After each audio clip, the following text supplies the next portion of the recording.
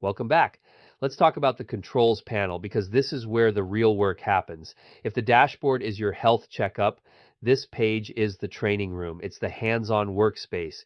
It's where CMMC Level 2 stops being this big abstract idea and starts becoming actual trackable work. Now, Level 2 requires 110 specific security controls from NIST SP 800-171. And I know the minute folks hear that number, they kind of tense up. 110 sounds like somebody dropped a phone book on your desk and said, good luck, but take a breath. You are probably not starting from zero. In fact, you almost certainly are not. That's the first thing I want to make real clear.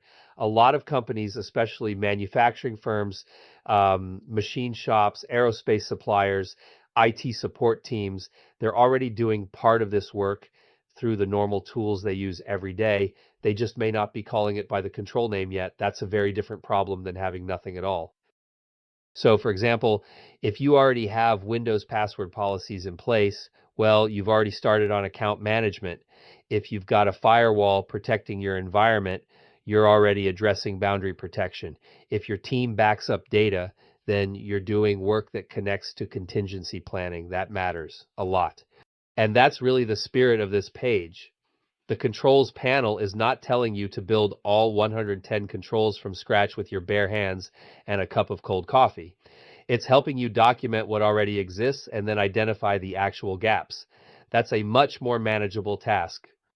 I've seen people get stuck because they assume compliance starts only when they buy some shiny new tool. Sometimes it does require new work, sure, but often the first win is simply recognizing, oh, wait a minute, we do have password rules, we do have backups, we do have some protections in place. That recognition creates momentum, and momentum is precious.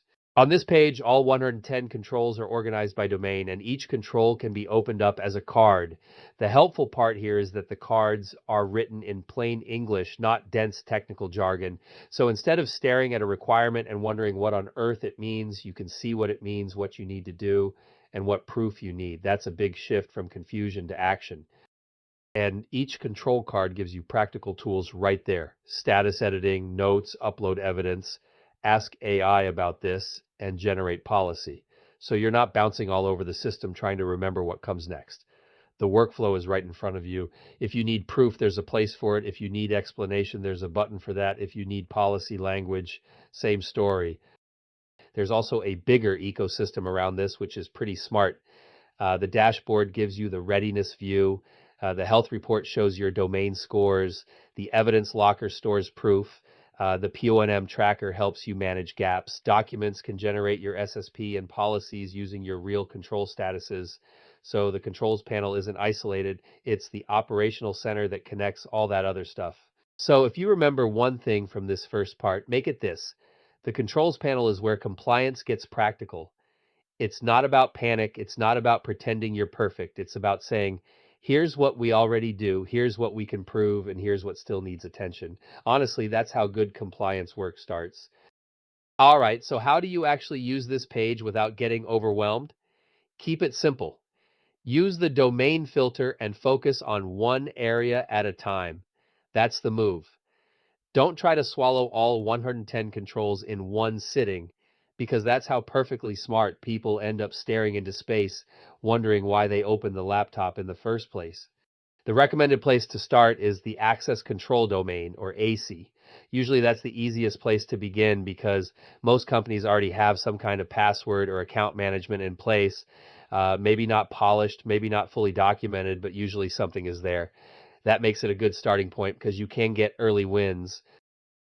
Now, when you open a control, your job is to mark the status honestly, not optimistically, not aspirationally, honestly. There are three status choices, and they're pretty straightforward. Compliant means you do this and you have evidence to prove it. In progress means you are building it or improving it right now. Non-compliant means it's a gap that has not been addressed yet.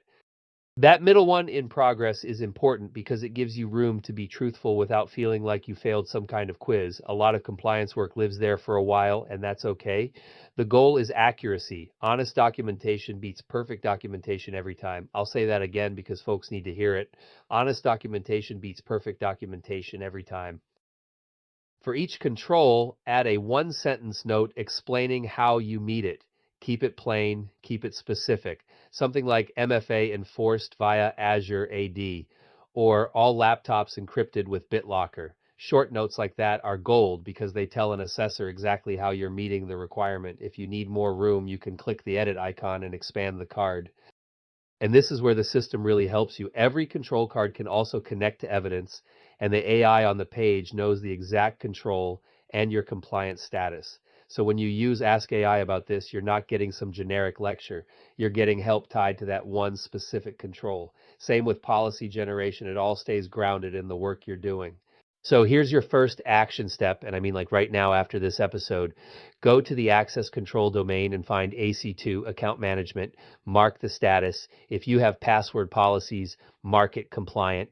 If you don't, mark it non-compliant. If you're in the middle of getting it sorted, well, in progress may be the honest answer. Then add one sentence describing what's in place and save it.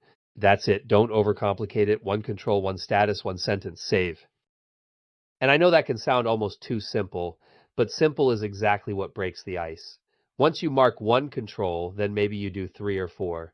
Once you do three or four, the page starts to feel less like a wall and more like a checklist.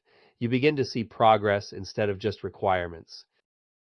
So start with AC, be honest, document what you actually do, use the tools on the card when you need help, and let that first saved control build a little momentum. That's the work. That's the rhythm. We'll keep walking through it next time.